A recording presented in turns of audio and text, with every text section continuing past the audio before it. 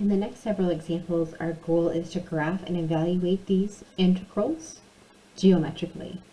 And so I know that this first one is looking at the region from 1. So I'm going to put in my borders here so I don't accidentally go to 0. I'm not going to 0. Starting at 1 is the lower bound and going to 6. So since my curve is below 1, I draw down to 1. And then here, since it's above, I'm going to draw up to 6.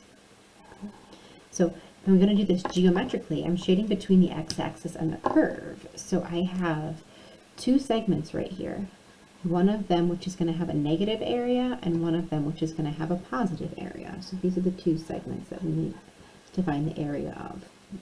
And those are both triangles. I can compute the area by using formulas for triangles. And so we're going to have, this one's going to be negative, and so the y value here is negative. And I actually know the formula, so if I have a difficult time estimating what the y coordinate is, I could just plug it in. So like if I plug in 1, for example, 1 times 2 is 2, times minus 6 is negative 4. But you can see that this right here is negative 4 as well. So you can plug in the formula to get the exact coordinate. So this triangle is going to be 1/2 a base of 1, 2, 3. So a base of from 1 to 2 is 1 to 3 is 2, a base of 2, and a height of negative 4. So it's a distance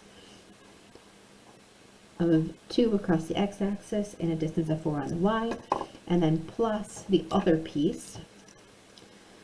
So I don't have to make it negative as long as I keep that coordinate for y negative. I just know that that net area on the first piece is negative and the second one's positive. This is 1/2, so my base is 1, 2, 3, and our height is 6.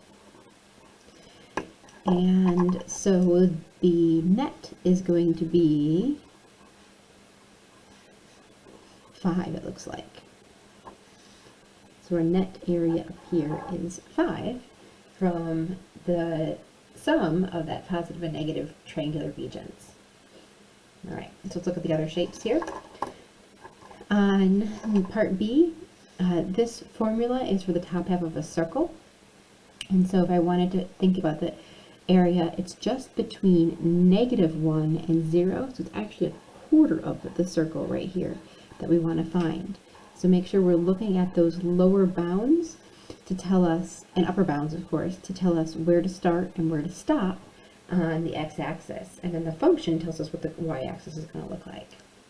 Okay, so if I want the area of that quarter circle, I can do 1/4 times the area of a circle, which is pi r squared. And on this scale, what is this? It looks like this must be 1 because of the way this is set up. The radius of the circle is 1, and I can see it here as well. So it's got to be 1/2 pi times 1 squared for the area of the circle, and then the 1/4 because I only have a quarter of a circle right there. So it looks like the area is going to be pi fourths. And so the integral, which is the area for that region, is pi fourths. Okay, take a look at the two on the bottom. We're doing an integral of this f of t. I don't know the equation for it, just some graph f of t. And so I'm going between -1 and 2. All right, so -1, we'll draw down to the curve, and then at 2, we'll draw up to the curve. All right, so we're going to have these two regions here, where the first piece is a triangle that's all below the x-axis, so that triangle is going to have some negative net area. And the second piece is a trapezoid,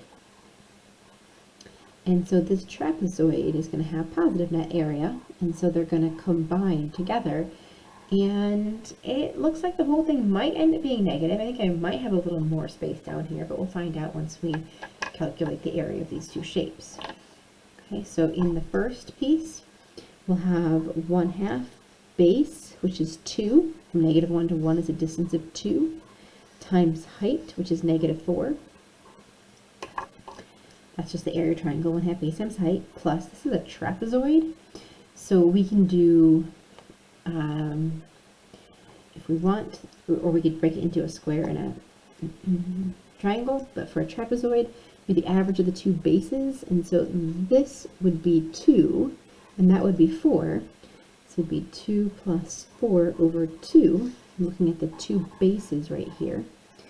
And then times the height, which is 1. Okay, that's the formula for the area of a trapezoid. Average the bases.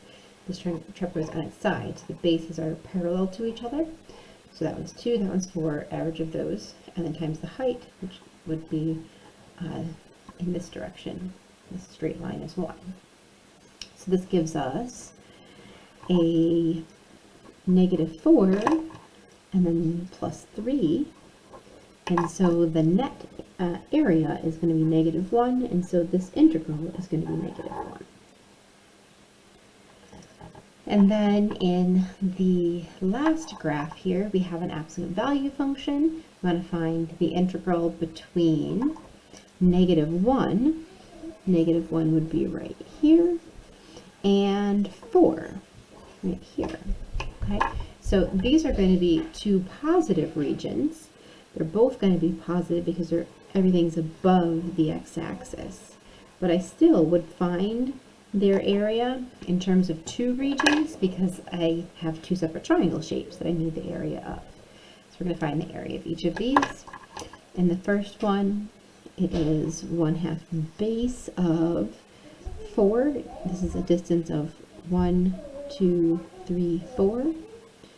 And height of, well, if I plug -1 in here, I can verify that this has to be 3. Because -1, actually 4. Good thing I plugged it in. 3's down there. There we go. -1 minus 3 is -4. The absolute value is going to be 4. So that's another 4 right here. And then we're going to add on this other piece, which has the triangle. So 1/2, it has a base of 1 and a height of, that might be 1. Yep, 4 minus 3 is 1. So another 1 right there. Okay. So this is 8.5 because I'm adding just a half right there. So this whole thing is going to add up to 8.5 for its area.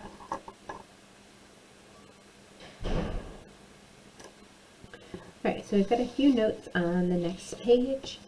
First of all, does the name of the independent variable matter? It does not. And we noticed on the previous page, some of them used X, some of them used T, some of them used R. It doesn't matter. All that matters is that the bounds are in reference to the variable that you have in the name.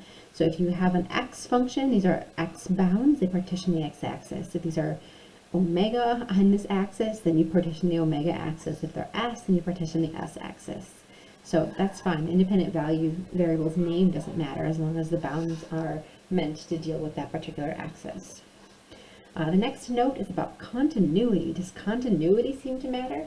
We didn't discuss it in part C, but we just went over a discontinuous function we integrated just fine because it makes geometric shapes.